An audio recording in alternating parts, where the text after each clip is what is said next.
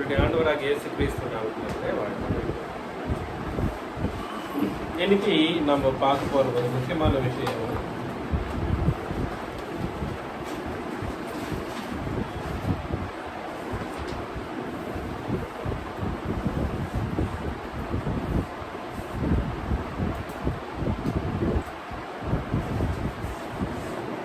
சொல்லலாம், இல்லை மேனுன்னு சொல்லலாம். மனிதனுக்குரிய சத்தியம், மனிதனுக்குரிய சத்தியத்தை நம்ம எல்லாருமே ஒரு கிளியர் பண்ணா தெரிஞ்சுக்கணும். மனுஷன் என்னன்றது நம்ம கண்டிப்பா தெரிஞ்சுக்கணும். மனிதனுக்குரிய சத்தியம்ன்றப்பவே பர்டிகுலரா தேவவசனம், அது பழைய ஏற்பாடா இருக்கட்டும், பிதாக்களின் காலத்தில் இருக்கிற அந்த சந்தர்ப்பங்களா இருக்கட்டும், புதிய ஏற்பாட்டின் காலத்தில் இருக்கிற சந்தர்ப்பங்களா இருக்கட்டும், மனிதனை குறித்து தெளிவாக, மிக தெளிவாக எழுதப்பட்டது. அது கண்டிப்பா நம்ம தெரிஞ்சுக்கணும்.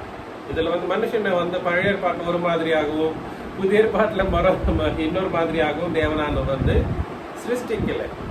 இதை நம்ம தெரிஞ்சுக்கணும். மனிதனுடைய சிருஷ்டி ஒரே மாதிரி தான் நடந்துச்சு. ஆனா அந்த மனிதனுக்குரிய காரியங்களை தேவனானவர் எப்பெல்லாம் எப்படி நிறைவேற்றணுமோ அப்படிதான் நிறைவேற்றினார். அது நம்ம கண்டிப்பா தெரிஞ்சுக்கணும். அதுல முக்கியமா பார்க்க போறோம், மனுஷன் என்ன சொன்னா மேக்ஸ் டு மேக்ஸ் மனுஷன் என்ன ரெண்டு பாகமாக இருக்கிறாங்கன்ற மாதிரி எல்லாரும் சொல்லுவாங்க. எத்தனை பாகம்ன்றாங்க? 2 பாகம்ன்ற மாதிரி தான் சொல்லுவாங்க. மனுஷன் 2 பாகம் கிடையாது. நமக்கு பைபிள்ல பாக்குறோம். இப்பதான் நான் வேர்ட் யூஸ் பண்ணிருக்கிறேன். பைபிள்ல பாக்குறோம், மனுஷன் 2 பாகம் கிடையாது, 3 பாகமாக பிரிக்கப்படுறான். 3 பாகமாக பிரிக்கப்படுறான். ஆதியாகமம் 2ஆம் அதிகாரம் 7ஆம் வசனத்தை நம்ம படிக்கிறப்போ, ஆதியாகமம் 2ஆம் அதிகாரம், தேவனாகிய கர்த்தர் மனுஷனை பூமியின் மண்ணினாலே உருவாக்கி ஜீவ சுவாசத்தை அவன் ஆசியிலே ஊற்றினார். மனுஷன் ஜீவாத்மாவானான். மனுஷனை எங்க எடுத்தாரு? அந்த பாடியை எங்க எடுத்தாரு? மண் என்னன்றோம்? சாயில மண். இதுல இருந்து எடுத்தப்போ இது பூமியில இருந்து எடுத்தாரு. அவர் கொடுத்தது என்ன? ஜீவமும் சுவாசமும். ஸோ ஜீவன் சோல்னு சொல்றோம், ஆவி என்னன்றோம், ஸ்பிரிட். இது மனுஷனை சிருஷ்டிக்கிறப்போ தேவனானவர் உண்டாக்குன ஒரு காரியம். புரியுதுங்களா? இது மனுஷனே இந்த மாதிரி சிருஷ்டித்ததுக்கு அப்புறமா இதே மாதிரி எல்லாரையும் சிருஷ்டிக்க வேண்டிய அவசியம் கிடையாது. அதனாலதான் மேரேஜ் என்ற ஒரு ரொம்ப ரொம்ப என்னன்றோம் பரிசுத்தமான ஒரு காரியத்தை தேவனானவரே வச்சார். புரியுதுங்களா? அதனால இருக்கிற எல்லாருக்கும் சரி, irrespective of any religion, irrespective of anybody, தேவனானவர் கொடுக்கிறப்போ எல்லாருக்கும் இந்த 3ம் கொடுக்கிறார். இந்த சாயில் என்னவா மாறுது? பாடியாக மாறுது. So body, soul and spirit இல்ல, அதை நம்ம எங்க பார்க்கிறோம்னா 1 தெசலோனிக்கேயர் 5ஆம் அதிகாரம் 23ஆம் வசனத்தில் நம்ம பார்க்கிறப்போ, 1 தெசலோனிக்கேயர் 5ஆம் அதிகாரம் 23ஆம் வசனம்,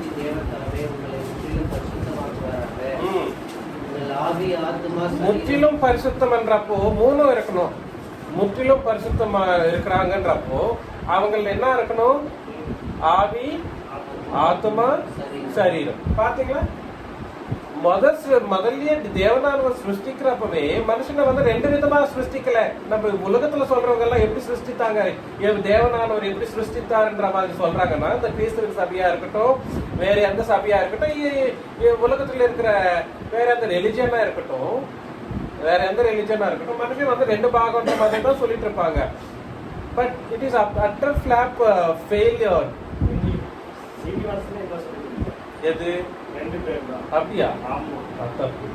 ஸோ மனுஷன் வந்து மூணு பாகமாக உண்டாக்கப்பட்டான்.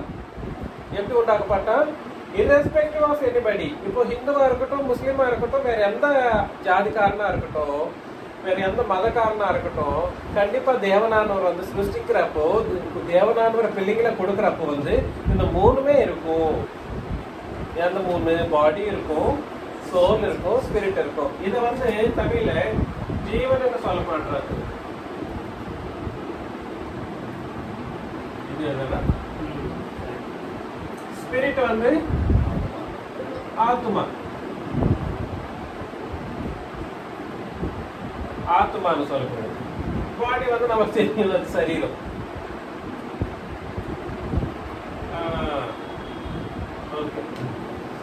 ஸோ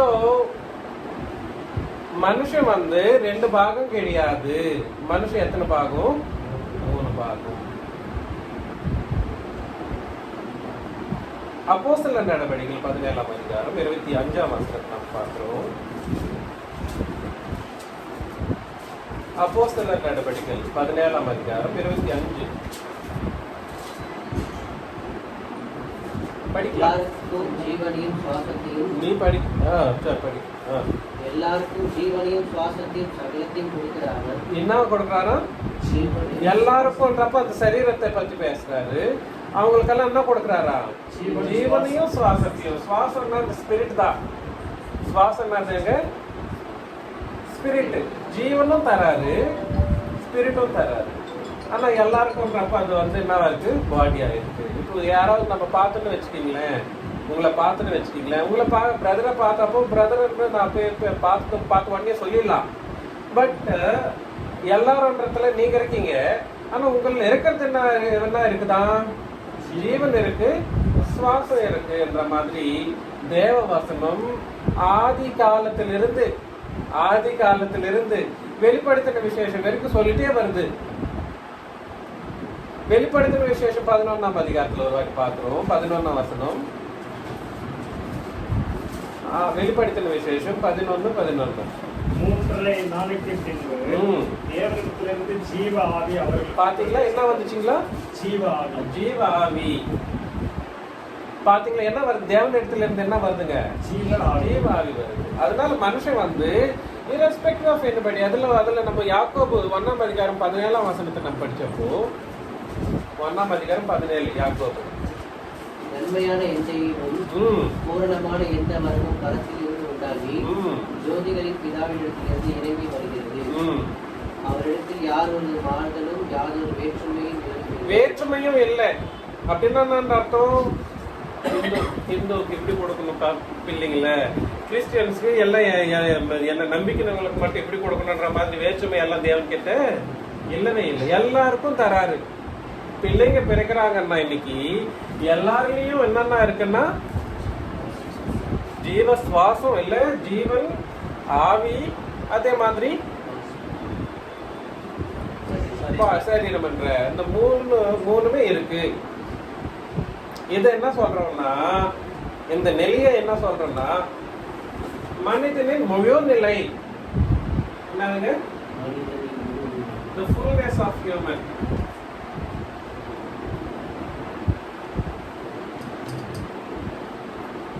மனிதனின் முழு நிலைன்னா அந்த நிலை அது ஒரு நிலையா இருக்குது. இப்ப இந்த குழந்தை இருக்கான், இவன் வந்து இன்னும் டீனேஜ்க்கு வரல. இவன்ல என்ன இருக்குன்னா அந்த மூணுமே இருக்கு. புரியுதுங்களா? இவனிலே கிடையாது. இப்ப ஒரு சின்ன குழந்தை ஒண்ணு வெளியில வந்துச்சு, அந்த குழந்தையிலயும் இருக்கு. அவங்க ஹிந்துஸ், ஆனாலும் அவங்க அந்த குழந்தையிலயும் இருக்கு. குழந்தைங்கள்ல எல்லா குழந்தைகள்லயும் இந்த மூணும் இருக்கும். நம்மளுக்கு தெரிஞ்சது கண்ணால பாக்குறது மட்டும் என்னது? பாடி மட்டும் தான் நம்ம பாக்குறோம். தேவனால பார்க்கக்கூடியது என்னதுங்க? இந்த ரெண்டும். இங்க வந்த ப்ராப்ளம் என்னன்னு சொல்றீங்களா? ப்ராப்ளம் என்னன்னா இந்த விஷயம் மனுஷங்களுக்கு தெரியாது. இந்த விஷயம் தெரியாம போனா போச்சு. நமக்கு பைபிள் கொடுக்கப்பட்டது, பைபிளானா கண்டிப்பா கரெக்டா படிச்சு பார்த்துக்கணும், அதுவும் தெரியாது. சரி தெரியலன்னா போன போச்சு. என்ன மாதிரி ஆளு நின்று உபதேசிக்கிறப்ப நீ கேட்டு அதை கண்டுக்கு நீ கத்துக்கணுமோ இல்லையோ, அதுவும் இல்லை. எனக்கே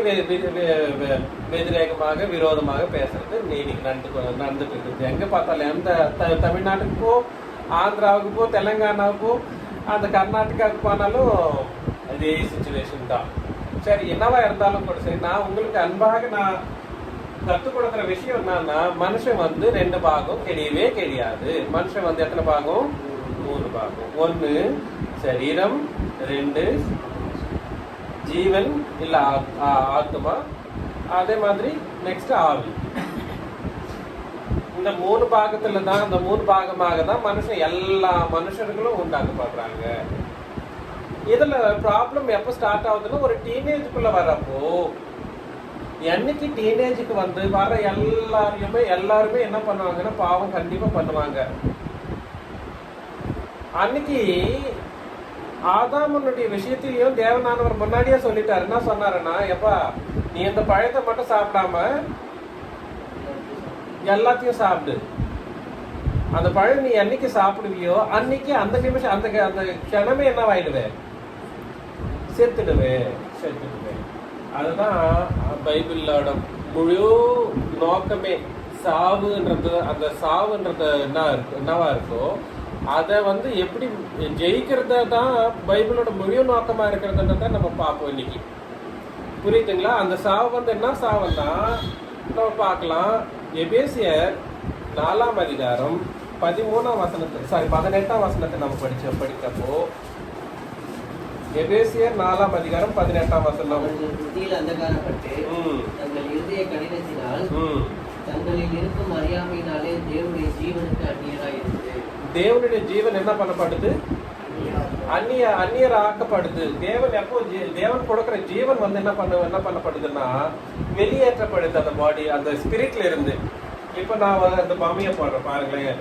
ஐ am not a great drawing person. நான் ட்ரை பண்றேன் பாருங்க. இது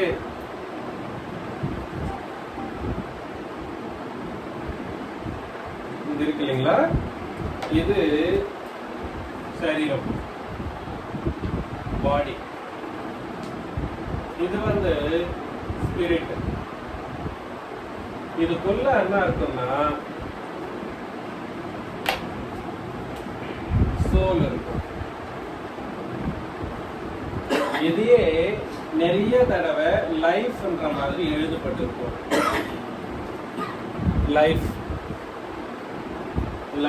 லைஃப்னாலும் சோல்னாலும் ஒன்னே தான்.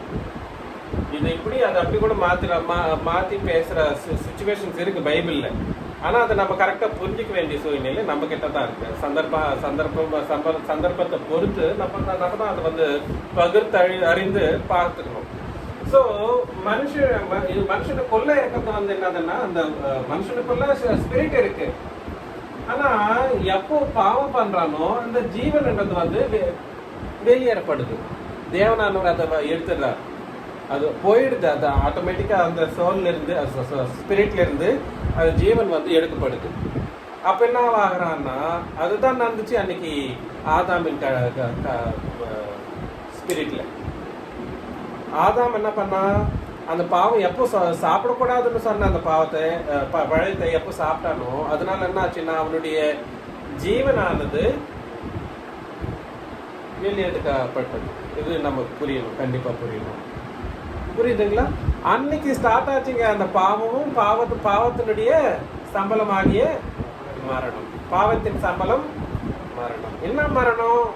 என்ன நினைச்சிட்டாங்கன்னா மரணம் பாவத்தின் சம்பளம்னா நம்ம உயிரோட இந்த சரீரத்துல இருக்கிற ஆவியை வெளியேற்ற அந்த சிச்சுவேஷனை வந்து மரணம்ன்ற மாதிரி தான் எல்லாரும் பயப்படுறாங்க, எல்லாரும் சொல்லிக்கிறாங்க. அது கிடையாது, அது மரணம் கிடையாது, அது நித்திரைன்னு சொல்லப்படுது. நம்ம ஆளுங்கெல்லாம் எதுக்கு அழுகுறாங்க சொல்லுங்களேன்? எதுக்கு அழுகுறாங்க? நித்திரைக்கு அழுகுறாங்க, மரணத்துக்கு அழுவல. இது வந்து யாருமே தெரியாது, இந்த விஷயத்த தெரிஞ்சுக்கல. நித்திரை அடையறவங்க என்ன பண்ணப்படுவாங்க? திருப்பி எழுப்பப்படுவாங்க. அது ஒரு தலை நம்ம ஆளுங்கெல்லாம் அப்பா விட்டுட்டு போயிட்டாங்களே, அந்த சகோதரனோ அந்த சகோதரியோ கண்டிப்பா என்ன பண்ணுவாங்க? எழுப்பப்படுவாங்க இயேசு ஆண்டவரினாலே. எப்போ? இந்த ஜீவனை உயிரோட இருக்கிறப்பவே தன்னுடைய ஆவியிலே திருப்பி எடுத்துக்கினப்போ அது வந்து நித்திரையா இருக்கிறது. இப்ப இந்த சரீரம் வந்து மரணிக்குதுன்றப்போ இது சாவுன்னு சொல்லி நம்ம பயப்படுறோம். நீங்க பாருங்களேன், நிறைய இடத்துல 99% இடத்துல பைபிள்ல நித்திரை, புதிய பாட்டின் சட்டம் நித்திரையாக தான் சொல்லுது. நீங்க 1 Corinthians 15ஆம் அதிகாரம் பாத்தீங்களா, நித்திரை அழிஞ்ச அந்த சுச்சுவேஷனை வந்து நீங்க பயப்படாதீங்கன்னு சொல்ற அந்த அந்த அந்த வேர்டை நம்ம பார்க்கணும். என்ன வேர்டு யூஸ் பண்ணப்படுது? நித்திரை. நம்ம ஆளுங்க அழுது அப்படியே ஊழ்ந்து கீழே விழுந்து மேல விழுந்து அழுவது எதுக்காக? நித்திரைக்கு அழுகுறாங்க. ஆனா இதுக்காக அழுவுறது, அழுவ வேண்டிய காரியத்துக்கு அழுவுறது யாருமே இல்லாம போறது நம்மளுடைய ரொம்ப ரொம்ப துரதிருஷ்டமான ஒரு விஷயம். It is a very bad thing. So இப்போ வந்து நம்ம நெக்ஸ்ட் வசனம் படிக்கலாம். நம்மளுக்கு தெரியும், நீங்க சொல்லிட்டீங்க என்னது, ரோமர் 6ஆம் அதிகாரம் 23ஆம் வசனத்துல பாவத்தின் சம்பளம் மரணம். பாவம் செய்யறப்போ மரணிக்கிறது இந்த ஆவியானது. ஆவியானது என்ன பண்ணப்படுதுங்க? மரணிக்கிறது. ஆவிக்குரிய காரியங்களை வந்து பைபிள் வந்து பழைய பாடாகிலும் புதிய பாடாகிலும் ஆவிக்குரிய விஷயங்களே தான் சொல்லிட்டு வருது. அது வந்து பிப்ளிக்க நம்ம வந்து நம்ம சரீரத்துக்குரிய காரியங்களை சொல்லுதுன்னு நம்ம யோசனை பண்ணிக்கிறோம் நிறைய டைம்ல. ஆவிக்குரிய காரியங்களை சொல்றப்போ நம்ம படிக்கிறோம், நம்ம ஆவியில இருக்கிற அந்த ஜீவனானது என்ன பண்ணப்படுதுன்னா வெளியேற்றப்படுறப்பதான் அது என்ன சொல்லப்படுது? மரணம் என்று சொல்லப்படுது. மரணம். எபேசியர் 2ஆம் அதிகாரம் 1ஆம் வசனம் நமக்கு எல்லாருக்கும் தெரியும். அந்த வசனம் நினைக்கிறேன்.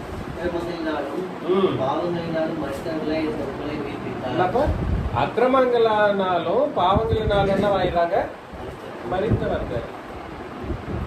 அக்கிரமம் செஞ்சாலும் பாவம் செஞ்சாலும் என்ன ஆயிடுறாங்கன்னா மரிச்சுட்டாங்க. தேவன் எப்படி பார்ப்பார்? அவங்கள செத்தவங்களா தான் பார்ப்பார். நம்ம எப்படி பார்ப்போம்? அப்பா ரொம்ப ஹெல்தியா இருக்கிறாருப்பா அந்த தம்பி, எப்படி ரொம்ப ஹெல்தியா இருக்காங்கன்னு தான் நம்ம பார்ப்போம். நம்மளுடைய கண்ணுக்கு அப்படிதான் தெரியும். தேவன் பார்க்கறது எப்படி இருக்கும்? என்னப்பா இவன் எப்படி இருக்கான், செத்துட்டு இருக்கானே அவர் பார்ப்பார். அந்த கோணத்துல தான் நம்மளும் பார்க்கணுமே உலகத்தை. எந்த கோணத்துல, எந்த வழிபடியில நம்ம பார்க்கணும் உலகத்தை? ஐயோ இந்த மனுஷங்க எப்படி இருக்காங்க? மரித்து போயிருக்காங்க. அதனால தான் ஏசாண்டரும் சொன்னார், மரித்தவர் என்ன பண்ணுவாங்களா? அடக்கம் பண்ணுவாங்க. நீ வந்து என்ன பின்பற்று. அப்ப அவங்களுக்கு யாருக்குமே தெரியாது, பழைய பாட்டில் இருக்கிறவங்களுக்கு. ஏசாண்டவர் சொன்னதே அவங்களுக்கு ஏறல. அது எப்படி மறுத்தாங்க? என்னப்பா இவர் என்ன பேசுறாரு, இவருக்கே தெரியுதா அவர் பேசுறதுன்ற மாதிரி தான் அவங்க யோசனை பண்ணாங்க. புரியுதா நான் சொல்றது? மருத்துவர் வந்து மருத்துவர் என்ன பண்ணுவாங்களாம்? அடக்கம் பண்ணுவாங்களாம். இதுதான் சத்தியத்தை நம்ம தெரிஞ்சுக்க வேண்டிய முக்கியமான விஷயம். நான் ரொம்ப இம்பார்ட்டன்ட் விஷயத்தை நம்ம என்னைக்குமே மறக்கவே கூடாது. இப்படி இருக்கிற ஒரு சூழ்நிலையில அந்த ஸ்டேஜ் என்ன சொல்றோம்? This is the fullness of human. இப்போ 3 இருக்கிறப்ப மட்டும் என்னவா இருக்கிறாங்கன்னா ஒரு முழு மனுஷனுடைய நிலையை பெற்றிருக்கிறாங்கன்றோம். எப்போ தன்னுடைய ஜீவனை போக்கிக் கொள்றானோ, பாவம் செஞ்சு மரணிக்கிறானோ, அந்த ஸ்டேஜ் என்ன சொல்றாங்கன்னா, என்ன சொல்றாங்க? ஜீவனற்ற நிலை. ஜீவனற்ற நிலை. ஜீவன் வந்து அந்த ஆவியிலே இருக்காது. ஜீவனற்ற நிலை ரொம்ப ரொம்ப ரொம்ப ரொம்ப தப்பான ஒரு நிலை. அந்த நிலையில இந்த பாடியில இருக்கிற அந்த ஆவி வெளியேற்றப்பட்டுச்சுன்னா, அப்படின்னா நித்திரை அடைஞ்சிருச்சுன்னா அவ்வளவுதான். Next there is no go. அவ்வளவுதான், அது அங்க நரகத்துக்கு தான் போயிடும். அந்த ஸ்டேஜ்ல மட்டும் யாருமே இந்த சரீரத்துக்குரிய மரணத்தை வந்து பெறவே கூடாது. எந்த நிலையில இருக்கிறப்போ? ஜீவனற்ற நிலையில இருக்கிறப்போ சரீரத்துக்குரிய மரணம் வந்துச்சுன்னு வச்சுக்கீங்களேன், டைரக்டா எப்படி எங்க போயிடுவாங்க? நரகம் தான். there is no turn back. அவ்வளவுதான்.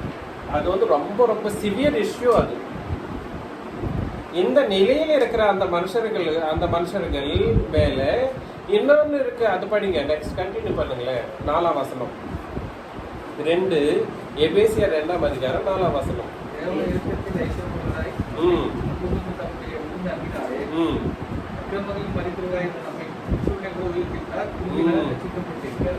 ம் கிறிஸ்து இயேசுக்குள் அவர் நம்பிக்கை வைத்த தயவினாலே ம் நம்முடைய கிருபையின் மகா மேன்மையான ஆசீர்வாதத்திற்கான நன்மை நிகழ்ந்தாங்க. ம் கிறிஸ்து இயேசுக்குள் நம்மை அவருடைய கூட இருக்க உன்னதங்களை அவருடைய புறப்பிராரம் செய்தார். ம் கிருபையினால் விசுவாசத்தை கொண்டு இல்ல ரட்சிக்கப்பட்டீர்கள். 4ஆம் வசனம் என்ன சொல்லுது? தேவனுடைய கோபாக்கினைக்கு உட்பட்டவனா இருக்கிறாங்கன்ற மாதிரி சொல்லணுமே.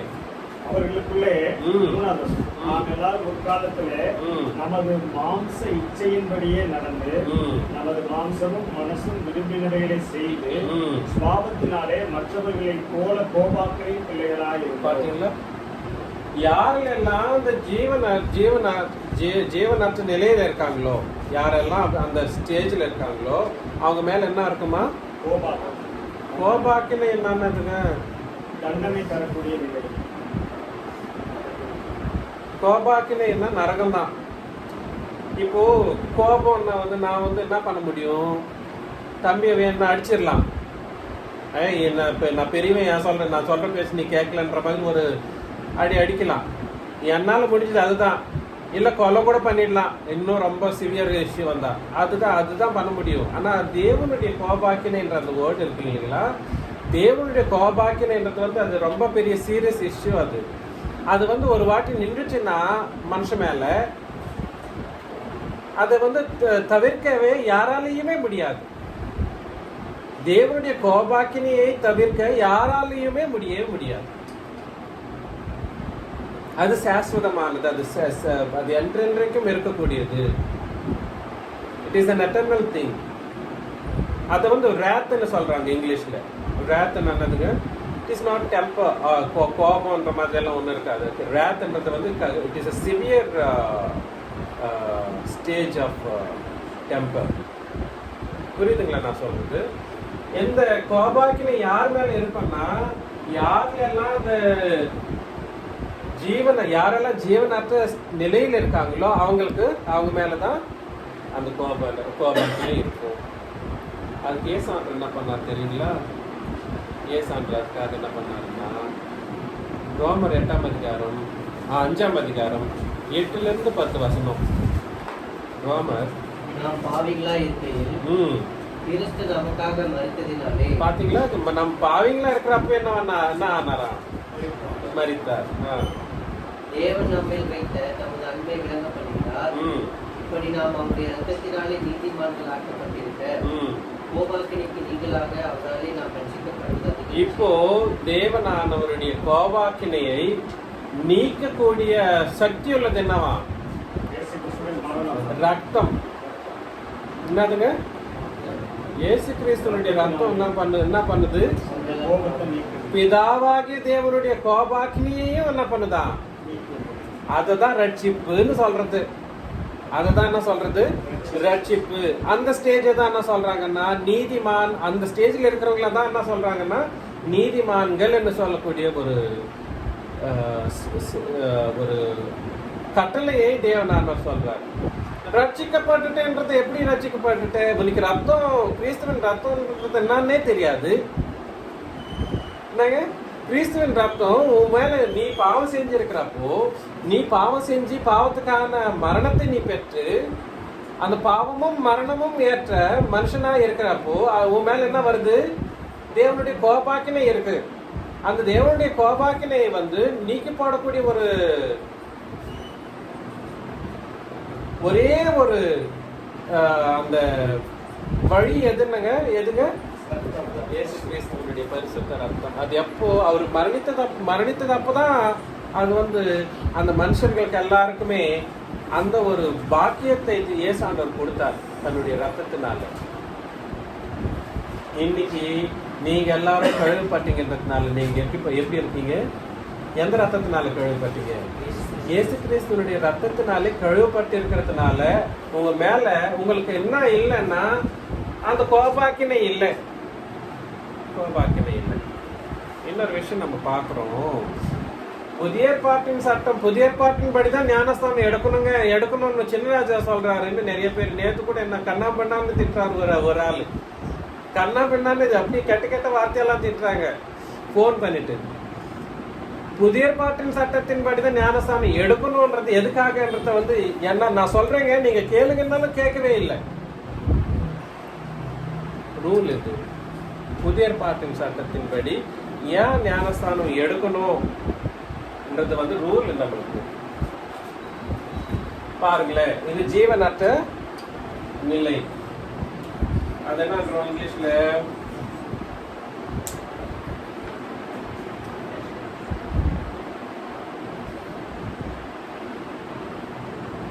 the soul has been departed. Soul departed status. சரி பார்க்கலாம். ஜீவனற்ற நிலையில் இருக்கிறவங்க மேல தேவனுடைய கோபாக்கினை இருக்கு. அந்த கோபாக்கினையை வந்து நீக்கி போடக்கூடிய ஒரே ஒரு வழி கிறிஸ்துவின் ரத்தம் மட்டும் தான். வேற எதுவுமே இருக்காது, வேற எதுவுமே இல்லை. தேவனானவரே மன்னிக்கணும்னாலும் அவரால் கூட மன்னிக்க முடியாது. இப்போ எப்படிங்க, பிதாவாகிய தேவனே கிறிஸ்துவின் ரத்தம் இல்லாம மன்னிக்கணும்னாக்கா அவராலையும் முடியாது. இந்த கான்செப்ட் நம்ம புரிஞ்சுக்கணும் ரொம்ப கிளியரா. அவர் மன்னிப்பார், அவர் மன்னிச்சிருவாருனாக்கா, அவர் மன்னிக்கணும்னா கூட சரி, இவருடைய ரத்தத்தின் மூலமாக மட்டும்தான் மன்னிப்பார். யாரெல்லாம் அவரை வந்து விசுவாசிக்கிறாங்களோ அவர் விசுவாசிக்கிறவங்க. இந்த ஸ்டேஜ்ல இருக்கிறவங்கள வந்து இதுக்காக தான் ஏசாண்டவர் மரணித்தார்ன்றப்போ அந்த ஏசாண்டருடைய ரத்தம் என்ன பண்ணுதுன்றதை நம்ம பார்க்கணும். ஏசாண்டவர் மரணத்துல என்ன நடந்துச்சுன்றதை நம்ம பார்த்துக்கணும். என்ன நடந்துச்சு மரணத்துல? அவர் மரணித்தார், நமக்காக மரணித்தார். மரணத்துல என்ன நடந்துச்சுன்றத வந்து 2 தீமோத்தி 1ஆம் அதிகாரம் 9 to 10 வசனம். 2 தீமோத்தி 1ஆம் அதிகாரம் 9 to 10.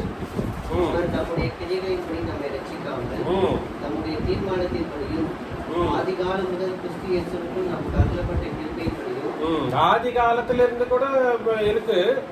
ஆனா வந்து எப்போ அந்த கிருபை வந்து அளிக்கப்பட்டதுன்னா கிறிஸ்து இயேசுவுக்குள்ள அளிக்கப்பட்டது. நம்மை ரட்சித்தது பரிசுத்த அழைப்பை அழைத்தார். நம்முடைய இரட்சகராக இயேசு கிறிஸ்து பிரசன்னமானதினாலே அந்த கிருபை இப்பொழுது வெளிப்படுத்தப்பட்டது. அவர் மரணத்தை பரிகரித்து ஜீவனையும் அறியாமையும் சுவிசேஷத்தினாலே வெளியிறங்கப்பட்டார். பாத்தீங்களா? அவர் எந்த மரணத்தை பரிகரித்து சொல்ற அந்த வார்த்தையை வந்து அபாலிஷ் என்று சொல்றோம். என்னங்க அது? அபாலிஷ். இந்த மரணமா? அந்த மரணம் ஒண்ணு இல்லப்பா, நான் உனக்காக மரணிச்சுட்டேன் இல்லையா, என்னுடைய மரணத்துல அந்த உன்னுடைய மரணம் வந்து என்ன பண்ணப்பட்டது? பரிகரிக்கப்பட்டது. என்ன விசுவாசி எப்போ உன்னுடைய மரணம் பரிகரிக்கப்படுதோ அப்ப என்ன வருதா? ஜீவனும் அழியாமையும் 2 விஷயம் வருது அந்த மனுஷனுக்குள்ள. என்னென்ன வருதுங்க? ஜீவன் வருது, அப்புறம் அழியாமை. அழியாமை என்னது? there is no death. திருப்பி நீ வந்து சாவ மாட்ட. இதெல்லாம் சொன்னா உலகத்துல இருக்கிறவங்களுக்கு என்ன பேசுறான் பையன்ற மாதிரி சொல்லுவாங்க. But this is the truth. This is how the truth to be preached. இந்த 2த்தையுமே, இந்த 3மே, இந்த மரணமும் அப்புறம் ஜீவன் என்று சொல்ற அந்த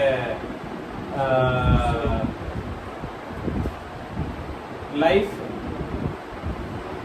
இல்லைங்களா, லைஃப் அப்புறம் எட்டர்னிட்டி, இந்த 3த்தையும் எதில் வச்சிருக்காரா? இன்னொரு வாட்டி படிங்க அந்த லாஸ்ட் பார்ட். ஜீவனையும் அறியாமையும் சுவிசேஷத்திலே வெளியிறங்கப்பட்டார். பாத்தீங்களா? ஜீவனை வந்து என்ன பண்ணிடுறாரா? அபாலிஷ் பண்ணிடுறாரு. அதன் மூலமா உனக்கு லைஃபையும் அப்புறம் எட்டர்னிட்டியையும் தரக்கூடிய மரணத்தை என்ன பண்றாரு? அபாலிஷ் பண்றாரு. ஜீவனையும் அழியாமையும் சுவிசேஷத்தின் மூலமாய் வெளியரங்கம் பண்ணார். எப்போ அது? அவர் மரணத்துல. இந்த விஷயம் இது சுவிசேஷத்தை சொல்றது. என்னங்க சுவிசேஷம்? அப்ரஹாம பத்தி நல்லா சொன்னாருங்க. என்னங்க, அவர் மாதிரி யாருமே சொல்ல மாட்டாங்க அப்ரஹாம பத்தி. அதுதான் சுவிசேஷம் இன்னைக்கு. ஞாயிற்றுக்கிழமை ஆராதனையில கூட சுவிசேஷன்றாங்க. சுவிசேஷன்றது என்னன்னே தெரியாத ஆளுங்க சுவிசேஷத்தை கேட்டு நான் சுவிசேஷத்தை சொல்றேன், சுவிசேஷத்தை கேட்கறன்ற மாதிரி நிறைய பேசி எல்லாம் பேசி நரகத்துக்கு தமக்கு தாமே ரெடி ஆக்கி கொண்டிருக்காங்க. நான் என்ன சொல்ல வரேன்னா, சுவிசேஷத்துல சொல்ல வேண்டிய முக்கியமான விஷயம் வந்து மனுஷனுடைய ஸ்டேட்டஸ் என்ன இருக்கு, உன்னுடைய ஸ்டேட்டஸ் என்ன, நீ உயிரோடு இருக்கியா, நீ மரணித்து இருக்கியான்றத வந்து நீ தெரிஞ்சுக்கணும் முக்கியமா. அதுக்காக ஏசாண்டவர் என்ன ஆனாரு, மரணித்து அடக்கம் பண்ணப்பட்டு 3ஆம் நாளிலே, அதுதான் சுவிசேஷம். சுவிசேஷத்துல வந்து இந்த 3மே வந்து சொல்லணும். அவருடைய மரணத்துல நம்மளுடைய மரணம் என்னாச்சு, பரிகரிக்கப்பட்டது. அவர் உயிர்த்தெழுதலினாலே நமக்கு என்ன வந்துச்சு, ஜீவனும் அழியாமையும் வந்துச்சு. எவ்வளவு ஒரு சத்தியம் இது.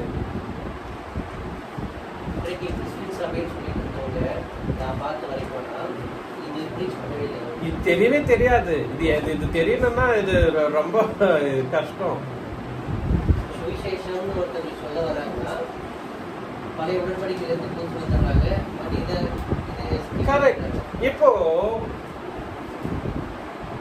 சுவிசேஷத்துல வெளியரங்கம் பண்ணதுக்கு அப்புறமும் வெளியரங்கம் தான் பண்ணார். இப்போ நீங்க சுவிசேஷம் நான் உங்களுக்கு சொல்லிட்டு இருக்கேங்க, நான் உங்களுக்கு இந்த மாதிரி உங்களுடைய ஸ்டேட்டஸ் இந்த மாதிரி இருக்கு, இன்னும் நான் சொல்லதான் முடியும். சுவிசேஷத்துல என்னதான் பண்ண முடியும், சொல்லதான் முடியும், நீங்க கேட்கதான் முடியும். ஆனா சொல்றதுனாலயோ கேட்கறதுனாலயோ இந்த 3 காரியமும் நடக்காது. நீங்க கேட்டுட்டீங்க, சரிங்க அப்பா ரொம்ப நல்லா சொல்லிட்டீங்க, நாளைக்கு வரலாம்னு போயிட்டீங்க, அப்புறம் வரவே இல்லை. நீங்க உங்களுக்கு ஜீவன் வந்துருச்சா, அழியாமை வந்துருச்சா, கிடையாது. இதை பெற்றுக்கொள்ற ரூட் ஒண்ணு இருக்கு. எதை பெற்றுக்கொள்ற ரூட்டு, இந்த மரணத்தினால இந்த மரணத்தை வந்து பரிகரித்து ஜீவனை பெற்றுக்கொள்ற ஒரு ரூட்டு தேவனானவர் இயேசுவானவர் நமக்கு புதிய ஏற்பாட்டுல வச்சிருக்கிறார். எங்க வச்சிருக்கிறாரு, புதிய ஏற்பாடு. ரோமர் 6ஆம் அதிகாரத்துல 4-5 வசனம் நம்ம பார்க்கிறப்போ, ரோமர் இங்கே கொஞ்சம் உட்காரலாம். ரோமர் 6ஆம் அதிகாரம் 4-5 வசனம். மேலும் பிதாவின் மகிமையினாலே கிறிஸ்து மரித்தோரிலிருந்து எழுப்பப்பட்டது போல நாமும் புதிதான ஜீவன் உள்ளவர்களாய் நடந்து கொள்ளும்படி. பாத்தீங்களா, புதிதான ஜீவன் உள்ளவர்களாய் நடந்து கொள்ளும்படிக்கு அவருடைய மரணத்துக்குள்ளாக்கும் ஞானஸ்நானம். பாத்தீங்களா, இது ஜீவனை பெற்றுக்கொள்ற ரூட் என்னங்க, வழி என்னங்க, ஞானஸ்நானம். புதிதான ஜீவனானா, நீ போக்கிக் கொண்ட ஜீவன் கிடையாது. நீ பாவத்தினால நீ உனக்கு முதல்ல கொடுக்கப்பட்ட ஜீவனை வந்து தேவனானவர் எடுத்துடுறார். எடுத்ததுக்கு அப்புறமா திருப்பி உனக்கு என்ன வேணும்னா, ஜீவன் வேணும். ஜீவன் வேணும்னா முதல்ல நீ கேட்க வேண்டியது என்ன, சுவிசேஷத்தை. நியாயப்படி நீங்க இந்த சுவிசேஷம் தான் கற்றுக் கொடுத்துருக்கணும். சீனிவாசன் சுவிசேஷம் கற்றுக் கொடுக்கலன்னா ஞானஸ்தானம் எடுத்துக்கணும். கற்றுக் கொடுத்தாரா சிஸ்டர்? கற்றுக் கொடுத்தாரா? அதனால பார்க்கலாம். புதிய ஜீவனை வந்து எப்ப நம்ம பெற்றுக்கொள்றோம், சுவிசேஷத்துல ஐயா உங்களுக்காக ஜீவன் கொடுக்கறதுக்காகவே ஏசாண்டவர் மரணித்தார்னு நம்ம சுவிசேஷத்தை சொல்றப்போ, சுவிசேஷத்தினால நீங்க கேட்டுட்டு தான் போவீங்க ஜீவனை பற்றிய விஷயங்களை. ஜீவன் ஒரு வாட்டி உங்களை பிரவேசிச்சுட்டா உங்களுக்கு என்ன இல்லை, அழியாமை இல்லை, மரணம் கிடையாது. மரணம் வந்து ஆல்ரெடி பெற்ற மரணம் ஆயிடும், பரிகரிக்கப்படும். எவ்வளவு ஒரு அற்புதமான ஒரு காரியம் இருக்குங்க. இந்த காரியம் நீங்க கேட்கதான் முடியுமே தவிர இதை நீங்க நிறைவேற்றி கொள்ளணும்னு எங்க வரணும், என்ன பண்ணணும், ஞானஸ்நானம் பெறணும். இந்த கான்செப்ட் பழைய ஏற்பாட்டில் இருக்குமா? இந்த கான்செப்ட் வந்து பழைய ஏற்பாட்டில் இருக்குமா? இருக்கவே இருக்காது. நீ தலை கீழே வச்சுட்டு காலை மேல தூக்கி ஜபம் பண்ணாலும் இல்ல ஜபம் பண்ணாலும் என்ன பண்ணாலும் அது வரவே வராது. இந்த கான்செப்ட் இல்லவே இல்லை, இருக்கக்கூடாதுன்றதையும் தேவனுடைய முன்குறிப்பா இருக்கிறது. He has predestined that the humans should get their life back through the blood of Jesus Christ. இயேசு கிறிஸ்துவனுடைய ரத்தத்தினால மட்டும்தான் சகல ஜாதியில இருக்கிற எல்லா மனுஷர்களும் ஜீவனை பெற்றுக்கொள்ற ஒரு காரியத்தை தேவனானவர் வச்சுட்டார். இதுதான் நடக்கணும், இப்படிதான் நடக்கணும்ன்ற மாதிரி. நீ பழைய ஏற்பாட்டுல போயிட்டு படிச்சுட்டு நீ பெற்றுக்கொள்ற, நான் ஜீவனை பெற்றுக்கொள்றேன்னு சொல்றதெல்லாம் ஒரு பொய்யான ஒரு வார்த்தை. நான் சொல்றது புரியுதோ இல்லையோ? ரோமர் 8ஆம் அதிகாரம் 2ஆம் வசனம். கிறிஸ்து இயேசுவினாலே ஜீவனுடைய ஆவியின் பிரமாணம் இல்லை. பாவம் மரணம் பாத்தீங்களா? ஜீவனுடைய ஆவியின் பாத்தீங்களா? ஜீவனுடைய ஆவியின் பிரமாணம் என்ன பண்ணுச்சான்? பாவம் செஞ்சா மரணிக்கிறன்ற பிரமாணத்திலிருந்து அப்பா அற்புதமான ஒரு விஷயம். அகைன் உன்னை விடுதலை, பாவம் செஞ்ச நீ மரணிக்கிறன்ற ஒரு பிரமாணம் தேவனானோர் ஆதியிலிருந்தே கொடுத்துட்டார். அந்த மரணத்திலிருந்து விடுவிக்கக்கூடிய பிரமாணம் இன்னொன்னு இருக்கு. அது ஜீவனுடைய ஆவியின் பிரமாணம். அது என்ன பிரமாணம்? புது உடன்படிக்கைய அதுக்கு இன்னொரு பேரு. நெக்ஸ்ட் வசனம் பண்ணீங்களா? அது இன்னும் கிளியரன்ஸ் கொடுக்கிறார். அது எப்படி எனில் மாம்சத்தினாலே பலவீனமாயிருந்த நியாயப்பிரமாணம் செய்யக்கூடாததை நியாயப்பிரமாணம் செஞ்சுச்சுங்களா? ஜீவனை கொடுக்கக்கூடிய காரியத்தை நியாயப்பிரமாணம் செஞ்சுதுங்களா? அப்ப எப்படி நீ இப்ப ஞானஸ்தானம் 2 நிருபங்களையும் உபதேசம் பண்ணி 66 புஸ்தகங்களையும் உபதேசம் பண்ணி ஞானஸ்தானம் எடுத்துட்டு நான் என்னவா இருக்கேன்? ஜீவன் உள்ளவனா இருக்கேன், நான் பரலோகத்துக்கு ரெடியா ஆயிட்டேன். நடிப்பு அதெல்லாம் என்னதுக்கு? அது நடிப்போ இல்ல தெரியாமையோ என்னவோ எனக்கு தெரியாது. But this is something that everyone in the world today should understand. நியாயப்பிரமாணம் என்ன பண்ண முடியாம போயிடுச்சு? பாவம் செஞ்சா மரணிக்கிற என்ற அந்த பிரமாணத்தை விட்டு விடுதலை ஆக்க முடியாம போயிடுச்சு. நியாயப்பிரமாணம் விடுதலை ஆக்கக்கூடிய காரியம் என்ன பண்ணுச்சு? ஆக்கக்கூடிய பிரமாணம் எதுவா இருக்கு? ஜீவனுடைய ஆவியின் பிரமாணம் என்று சொல்லக்கூடிய புதிய ஏற்பாட்டின் சட்டம். அது மட்டும்தான் என்ன பண்ணுமா? அதன்படி யாரெல்லாம் ஞானஸ்தானம் பெறுறாங்களோ அவங்க எல்லாம் என்ன பெற்றுக்கொள்வாங்க? புதிதான ஜீவனை பெற்றுக்கொள்வாங்க. புரியுதுங்களா நான் சொல்றது? முதல்ல பாருங்களேன், முதல்ல என்ன ஸ்டேட்டஸ் எப்படி இருக்குங்க பாருங்களேன். முதல்ல எப்படி இருக்காங்க? இருக்கிற எல்லாருமே சரி முழுமையாக பரிசுத்தமாக இருக்காங்க. என்னைக்கு அவங்க பாவம் செய்யறாங்களோ, பாவம் செய்யறதுனால அவங்களுக்கு என்ன வருதுன்னா மரணம் வருது. அந்த மரணம் என்னன்னா ஜீவனை அவங்க இழந்துடுறாங்க.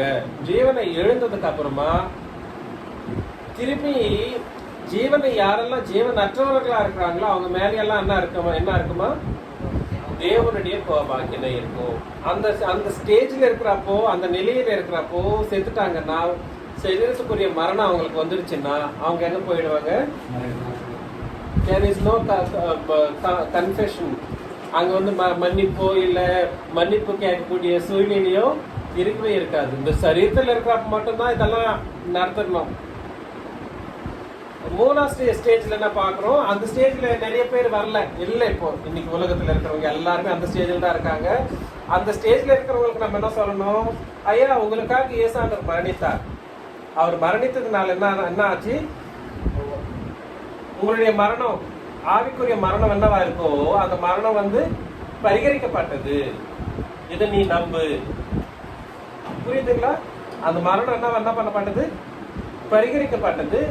அதுக்கப்புறமா நீங்க ஜீவனையும் அழியாமையும் பெற்றுக்கொள்ளலாம் என்ற ஒரு அற்புதமான சுவிசேஷத்தை நமக்கு எல்லாருக்கும் புதிய ஏற்பாட்டின் சட்டத்துல வச்சார்.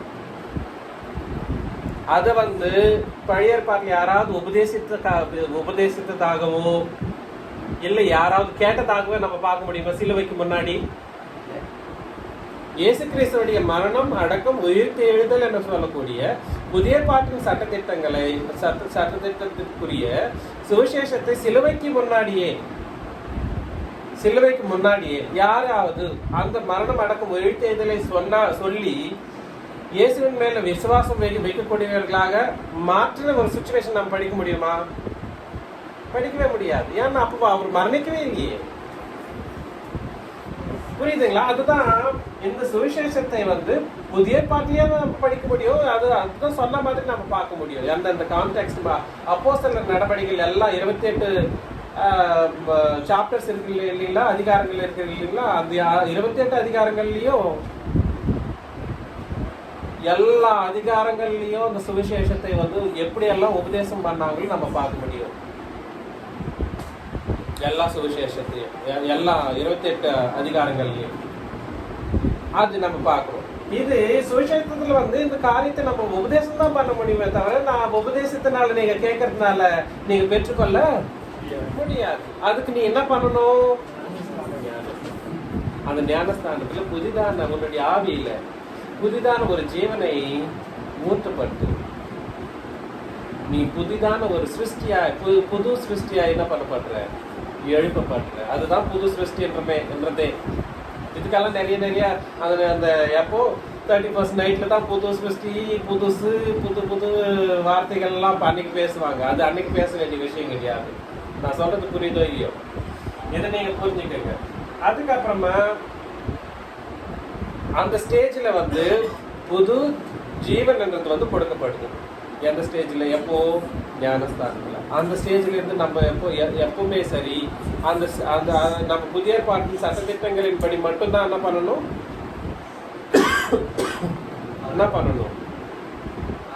அதன்படிதான் நம்ம நடக்கணுமே உலகத்துல. சுவிசேஷகன் அப்படின்னு சொல்லி தகுதி இம்பார்ட்டன்டா இருக்குது. இது பார்க்கும்போது எடுத்தவெல்லாம் சுவிசேஷகன் ஆகிறதுனாலதான் பாவத்துக்குள்ள மறுபடியும். Correct, exactly. இதுதான் சுவிசேஷம். சுவிசேஷத்தை வந்து சரியா போதிக்கும். போதிச்சாதான் அடுத்த கட்டத்துக்கு போகும். ரட்சிக்கவே படலை அப்படின்னா மறுபடியும் பிரசங்கம் பண்ணி என்ன செய்யும்? இந்த ஜீவனை புதிதான ஜீவனை அது இயேசு கிறிஸ்துவனுடைய ஜீவனை யாரெல்லாம் தம்முடைய ஆவியில பெற்றுக்கொள்றாங்களோ அவங்க மட்டும்தான் இந்த சரீரத்துக்குரிய மரணம் அடையிறப்போ திருப்பி என்ன பண்ணுவாங்க? பழைய பாட்டில் இந்த கான்டெக்ஸ்டே இந்த மாதிரி ஒரு மெத்தட் ஆஃப் சால்வேஷன் இல்லவே இல்லைங்க. ரட்சிப்பின் முன்குறிப்பு பழைய பாட்டில் எழுதப்படல. ஐ மீன் அந்த மாதிரி ஒரு கான்டெக்டே இல்லை. அந்த காலத்தில் அந்த காலத்துக்குரிய பாவ மன்னிப்புக்காக தேவனானவர் கொடுத்துருக்கிற அந்த செப்பரேட் இதெல்லாம் இருக்கு, வேறுபாடு வழிபாடுகள் இருக்கு. அது அந்த காலத்தின் வழிபாடுகள். இந்த காலத்துல வழிபாடுகள் என்னதுங்க? இப்படி இருக்கிறவங்கள தான் இப்போ இன்னொரு வாட்டி படிக்கிறோம். அந்த 6ஆம் அதிகாரம் 23ஆம் வசனத்துல, ரோமர் 6:23 பாவத்தின் சம்பளம் வரணும், தேவனுடைய கிருபை வரணும், நம்முடைய கர்த்தராகிய இயேசு கிறிஸ்துவினாலே உண்டான நித்திய ஜீவன். பாத்தீங்களா? எப்போ இந்த புதிதான ஜீவனை நம்ம பெற்றுக்கொள்றோமோ, பெற்றுக்கொண்டதுக்கு அப்புறமா அந்த புதிய ஏற்பாட்டின் சட்ட திட்டங்களின்படியே நம்ம எப்ப எல்லாம் நடக்கிறோமோ நம்மளுக்கு என்ன தராரா?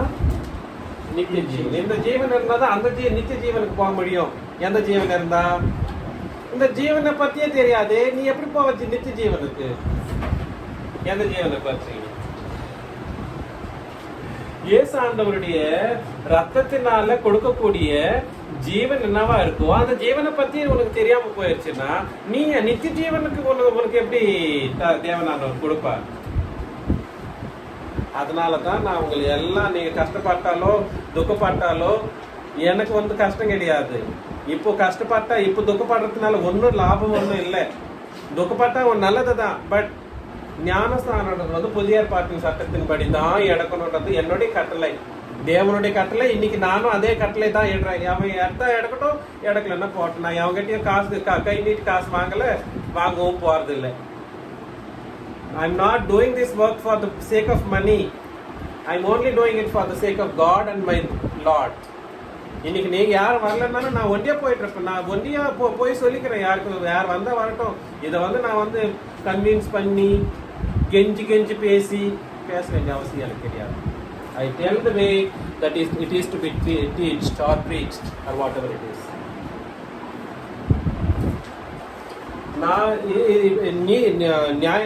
அந்த நித்திய ஜீவனுக்கு நம்ம போகணும்னா கண்டிப்பாக அவங்க வந்து எதன்படி அவங்க உயிர்ப்பிக்கப்பட வேண்டியவர்களா இருக்காங்க, புதிய ஜீவனை பெற வேண்டியவர்களா இருக்காங்க. கரெக்ட். அது எது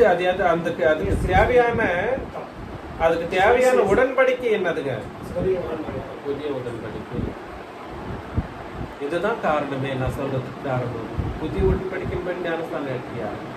என்னங்க எனக்கு ஏசாண்டர் தெரியுங்க, நாங்களும் ஏசாண்டர நம்புறோம் சொல்லிட்டு அதெல்லாம் வந்து இங்கே முடியாது. நானும் ஞானஸ்தானம் எடுத்துட்டேன். ஞானஸ்தானம் எடுத்துன்னு சொன்னப்பவே நெக்ஸ்ட் கேள்வி, என்னுடைய கேள்வி என்னவா இருக்கும் தெரியுங்களா? எந்த உடன்படிக்கையின்படி? அதுதான் நெக்ஸ்ட் கேள்வி. அதுவும் தெரியாது. நம்ம என்ன பண்றது சொல்லுங்களேன்? உடன்படிக்கை என்னன்னு தெரியாது, ஞானஸ்தானம் மட்டும் எடுத்துட்டுன்றாங்க. இதெல்லாம் நம்ம கிளியரா நம்ம படிச்சுக்கணும். நீங்க எல்லாரும் இதாக நான் முடிச்சுக்கிறேன். என்ன நெக்ஸ்ட் இதுல இருந்து நெக்ஸ்ட் அடிஷ்னலா நான் ஸ்டார்ட் பண்ணேன்னா அது இன்னொரு 3/4 மணி நேரம் நான் கண்டிப்பா பேச வேண்டியதா இருக்கும். அந்த கான்டெக்ட் நான் நெக்ஸ்ட் வீக் தேவனுக்கும் கர்த்தருக்கும் சித்தமானால் அந்த கான்டெக்ட் நம்ம இன்க்ளூட் பண்ணலாம். அது வெளிப்படுத்தின விசேஷத்துக்கு நம்ம போகிறோம். அங்கே போனால் வந்து நம்ம நிறைய விஷயங்களை நம்ம ஆராய்ந்து பார்த்துட்டு தான் பேச வேண்டியதாக இருக்கும். நம்ம முழு ஜீவனை முழு மனசு நாங்கள் எப்போ இருப்போம்னா குழந்தைங்களா இருக்கிறப்போ, பாவம் மற்ற ஸ்டேஜில் இருக்கிறப்போ 3 பாகங்களாக நம்ம இருப்போம். எப்போ பாவம் செய்கிறோமோ 2 பாகம் மட்டும்தான். அப்போ அதுலேருந்து என்ன போயிடுது? ஆவியிலிருந்து என்ன போயிடுது? ஜீவனானது இழுக்கப்படுது. 3ஆம் ஸ்டேஜில் என்னதுன்னா அதே ஸ்டேஜில் கண்டினியூ ஆச்சு.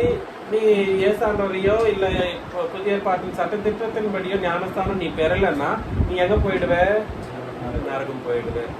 இல்லை நான் கற்றுக்கிறேன், நான் தேவனுடைய இயேசு கிறிஸ்து என்னுடைய பாவங்களுக்காக மரணித்தாருன்னு நான் விசுவசிக்கிறேன், புதிய பாட்டில் தான் இந்த வழிபாடுகள் இருக்குன்றதை நான் தெரிஞ்சுக்கிறேன், நான் கற்றுக்கிறேன்னு சொல்லி வரவங்களுக்கு மட்டும்தான் என்ன இருக்கு?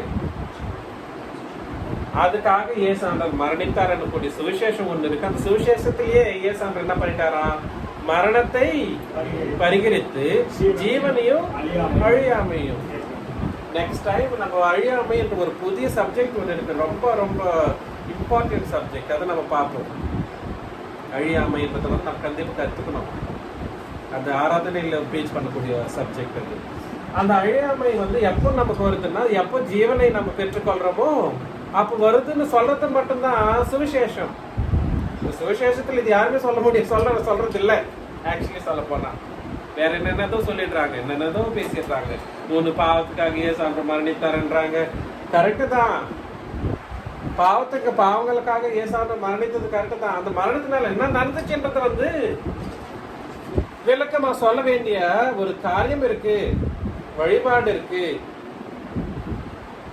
இதுல இந்த சுவிசேஷம் அதுதான் எவ்வளவு இம்பார்ட்டன்டா சுவிசேஷம்ன்றது உங்களுக்கு நல்லா தெரியணும். சுவிசேஷம் வந்து சாமானியமான விஷயம் கிடையாது, ரொம்ப ரொம்ப இம்பார்ட்டன்ட் விஷயம். இந்த சுவிசேஷத்துல இது நம்ம சொல்லதான் முடியுமே தவிர, மனுஷங்க கேட்கதான் முடியுமே தவிர, அது பெற்றுக்கொள்ற வாய்ப்பு அதுல வைக்கல. தேவன் எதுல வச்சுட்டாருன்னா ஞானஸ்தானத்துல மட்டும்தான் உன்னுடைய நீ போக்கிக் கொண்ட ஜீவனை விட புதிதான ஜீவனை தேவனானவர் நமக்கு. அந்த ஜீவன் வந்து யார் ஜீவன்? யார்து அந்த ஜீவன்? கிறிஸ்து இயேசு. நம்ம அதை வசனம் படிக்கணும். கொலோசியர் 3ஆம் அதிகாரம் 2ஆம் வசனத்துக்கு சொல்றாரு.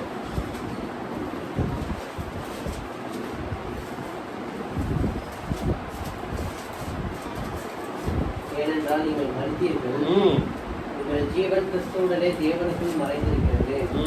நம்முடைய ஜீவனாகிய கிறிஸ்து வெளிப்பாடு. பாத்தீங்களா, நம்மளுடைய ஜீவன் யாரா? புரியுதுங்களா சொல்றது? நம்மளுடைய ஜீவன் யாரு? அப்ப நம்ம என்ன ஆகிறோம்? எப்போ புதிய ஜீவன கூடிய கிறிஸ்துவின் ஜீவனை நம்ம எப்ப பெற்றுக்கொள்றோமோ திருப்பி நம்ம என்ன எத்தனை பாகங்களா மாறி இருக்கோம்? இவங்க மட்டும்தான் எங்க போறதுக்கு, நித்திய ஜீவனுக்கு போறதுக்கு தகுதியான. புரியுதுங்களா? இது வந்து ஹோல்டே சொல்ல வேண்டிய விஷயத்த உங்களுக்கு 3/4 மணி நேரத்தில் நான் சொல்லிட்டு யாருக்கு எஸ் கிறிஸ்து நாமத்தினால வாழ்த்து முடிக்கிறேன்.